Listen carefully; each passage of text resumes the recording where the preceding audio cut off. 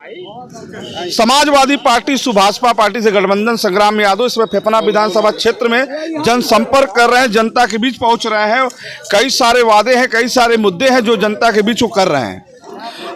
संग्राम सिंह यादव 2017 में भी समाजवादी पार्टी से मैदान में थे, उसके पहले 2012 में भी थे, अब 2022 में भी वो चुनाव लड़ रहे हैं। वही संग्राम यादव हैं जो पूर्व प्रधानमंत्री चंद्रशेखर जी के सामने 2009 में बहुजन समाज पार्टी से लोकसभा चुनाव भी लड़े हैं और 2012 में कौमी एकता दल से भी वो चुनाव लड़े। 2017 में समाजवादी पार्टी से लड़े, फिर 2022 में वो समाजवादी पार्टी से चुनाव लड़के चुनाव मैदान में है। मैं फिर बताना चाहता हूं कि फेफना की राजनीति में संग्राम यादव खास चर्चा का विषय बने हुए हैं। संग्राम सिंह यादव अब खास तौर पे अखिलेश यादव समाजवादी पार्टी के राष्ट्रीय अध्यक्ष अखिलेश यादव के खास सिपाही माने जाते हैं, क्योंकि अखिलेश यादव ने इनको टिकट देकर फेफना विधानसभा क्षेत्र में भेजा है। वही सत्ता से उपेंद्र तिवारी और संग्राम यादव के बीच रोचक मुकाबला होगा। 3 मार्च को चुनाव है और 10 मार्च को परिणाम है। आइए संग्राम सिंह यादव से पूछते हैं कि आप जनता के बीच हैं, इस समय फेफना विधानसभा क्षेत्र के कपूरी गांव में हैं, जनसंपर्क कर रहे हैं, जनता के बीच वादा कर रहे हैं। इस बार में जो पिछला जो उनका फैक्टर था, जो पिछला इनका वादा था जनता के बीच, उस वादे में और इस वादे में क्या अंतर दिख रहा है, इस बार वो जनता के बीच क्या लाए हैं और क्या संदेश दे रहे हैं। जी, सबसे बड़ा मुद्दा ये है कि आपके विधानसभा क्षेत्र में क्या कमी रह गई जो जनता उससे लाभ नहीं ले पाई, आज भी वो जनता के बीच वो मुद्दा बना हुआ है।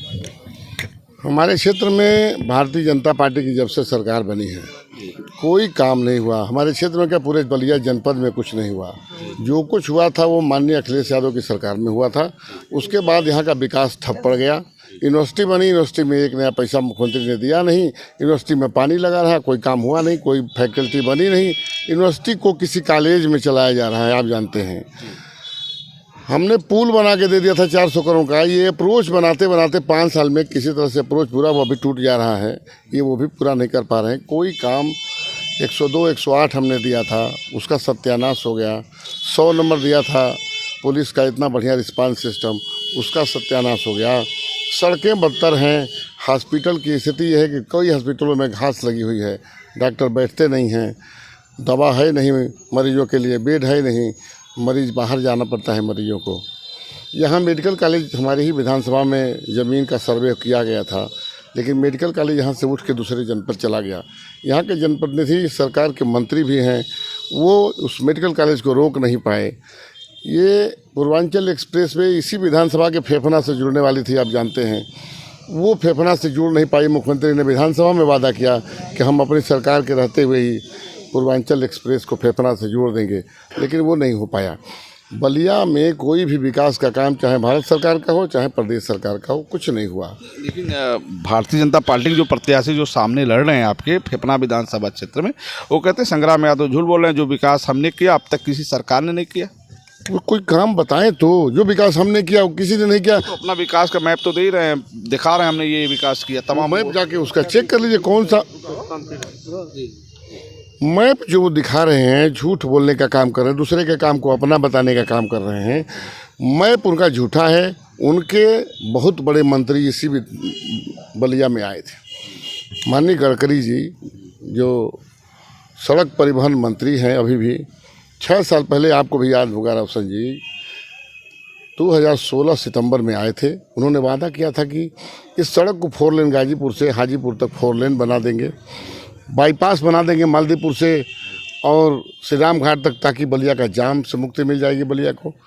भरत सिंह जी सांसद थे, कई बार अधिकारियों को बुला के चित्तूपाड़ा चौराहे पर नपवाने का काम करते थे कि फ्लाईओवर बन रहा है, चंद्रशेखर नगर से सीधे एसी कॉलेज जाएगा। आपसे पूछना चाहता हूँ, इतने बड़े मंत्री ने वादा किया, क्या ज़मीन पर कुछ दिख रहा है? तो भारतीय जनता पार्टी के इतने बड़े मंत्री ने जब झूठ बोला तो छोटे मंत्री की मैं बात क्या करूं। एक चीज़ उन्होंने प्रेस प्रतिनिधियों के साथ एक वार्ता किया था, उन्होंने कहा कि मेरे कोई पहलवान चुनाव नहीं लड़ रहा है, बहुत कमज़ोर प्रत्याशी आप उन्होंने बताया, कई बार हारे, फिर हारे हुए प्रत्याशी को उन्होंने मैदान में उतारा, वो दावा कर रहे हैं कि फिर हम जीत रहे हैं।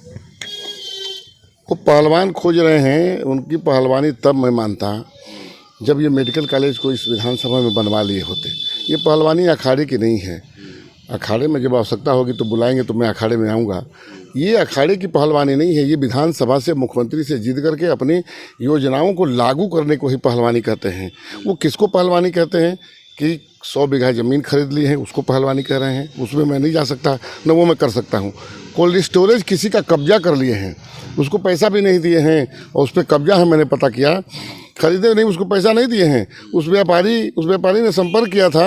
और मैं कहना चाहता हूँ, सरकार बन रही है समाजवादी पार्टी की, आपको खाली करके उस व्यापारी की ज़मीन को जाना पड़ेगा। एक व्यापारी है ज़मीन जो खरीदे हैं फेफना में, बीच में लकी की ज़मीन है गुप्ता की, उसकी ज़मीन को ज़बरदस्ती कब्जा किए हुए हैं। माननीय मंत्री जी, जिस दिन सरकार बनेगी आपकी हैसियत नहीं कि उसकी ज़मीन को रोक लेंगे, और मैं देखूंगा कैसे आप रोकते हैं। आप लूटने का काम किया, इसमें पहलवान आप हैं। आपने 3 फैक्ट्री, डॉक्टर अखिलेश राय ने कल बयान दिया है कि इनकी 3 फैक्ट्री है। इन्होंने कहा मैं हार भी जाऊंगा तो 25 लाख महीना हमारी फैक्ट्रियां देंगी, तो ये फैक्ट्रियां इनको महीना देंगी। ये सब लूटने का काम इन्होंने किया है। मेरी पहलवानी ऐसी नहीं हो सकती। मैं जनता का पैसा लूट नहीं सकता। जहां आप बैठे जिस गांव में घूम रहे हैं, उसी गांव के एक प्रभारी हैं थाने के, वो थाना चलाते हैं। इनके हर थाने पर प्रभारी हैं, पैसा वसूलते हैं। शराब का प्रभारी अलग है, बालू का प्रभारी अलग है, गौकसी का प्रभारी अलग है, और किसानों की खाद को स्मगलिंग करने का प्रभारी अलग है। सभी स्रोतों से इन्होंने पैसा कमाया है। एक काम, ये चुनौती वो हमको देते थे, चुनौती मैं उनको दे रहा हूँ। भारत सरकार का या प्रदेश सरकार का एक काम बता दें जो हमारे मुख्यमंत्री ने बनवाया उसके बराबर का हो। मैंने पुल बनवाया 400 करोड़ का, वो बता दें उसके बराबर का कोई काम। हमने यूनिवर्सिटी 1 मिनट में बनवा दिया। हमारे नेताओं ने कहा राष्ट्रीय अध्यक्ष से, उन्होंने तुरंत माननीय चंद्रशेखर जी के नाम पर यूनिवर्सिटी बनाने का काम किया। इतना बड़ा काम आप जानते हैं, बरसों से 52 की मांग थी हमारे बलिया की। 1 मिनट में उन्होंने कहा कि जीत का दावा किया, हम पुणे पे आ रहे हैं, यहाँ पे जीत का चुनाव। मैं कोई दावा तो नहीं कर सकता, क्योंकि जनता को जिताना है। उनको अपने से जीतना होता, या तो पहले से वो कोई व्यवस्था कर लिए हैं कि आप मशीन उसीन में कि जीत का दावा कर रहे हैं। हम तो अभी सिर्फ आग्रह कर रहे हैं जनता से कि आप हमें वोट दीजिए। उनका शायद कोई फिक्स मामला हुआ तो मैं नहीं जान सकता कि जनता ने भी वोट दिया नहीं और वो दावा करने लगे। दावा उनसे 10 तारीख को आप उनसे पूछिएगा। 10 तारीख को अगर घर से बाहर निकले वो, तो उनसे ज़रूर बात करिएगा। हमको नहीं लगता है वो 10 तारीख को घर से बाहर निकलेंगे, ये मैं जानता हूँ।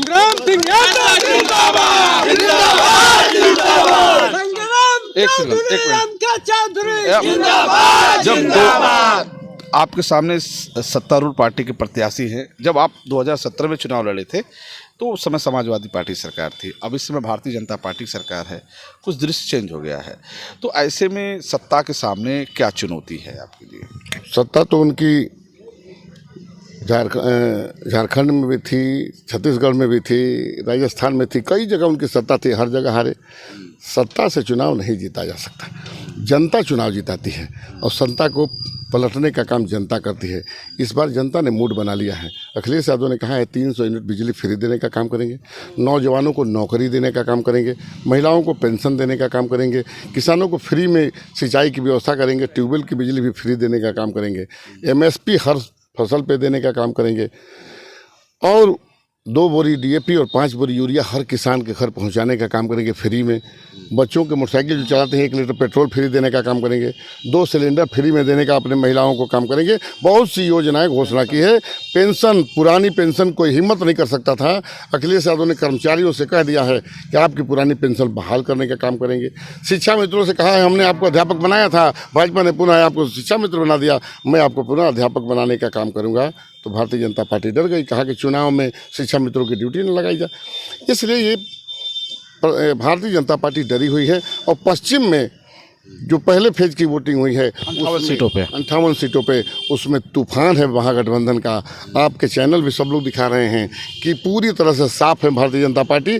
तो वहाँ से तूफान चला है और यहाँ से आधी बन के पूर्वांचल से इस भारतीय जनता पार्टी को खदेड़ने का काम करेगा। और माननीय मंत्री जी को भी मैं नहीं कह रहा, ये मैं नहीं कह रहा है, अभी चल रहा था फेसबुक पे, आपने देखा, हमने देखा, उनके स्वजाति लोग कहीं बैठे थे, कोई चैनल के साथी आपकी तरह गए, उनसे पूछा तो उन लोगों ने कहा कि इस आदमी ने केवल ठगने का काम किया है हमारी विधानसभा को, इसको इस बार यहाँ से भगाना है। एक आदमी तो यहाँ कहा कि ये तो रिश्तेदारी में आए थे, अब ये रिश्तेदारी से इनको चले जाना चाहिए। रिश्तेदार कितने दिन तक रिश्तेदारी में रहेगा?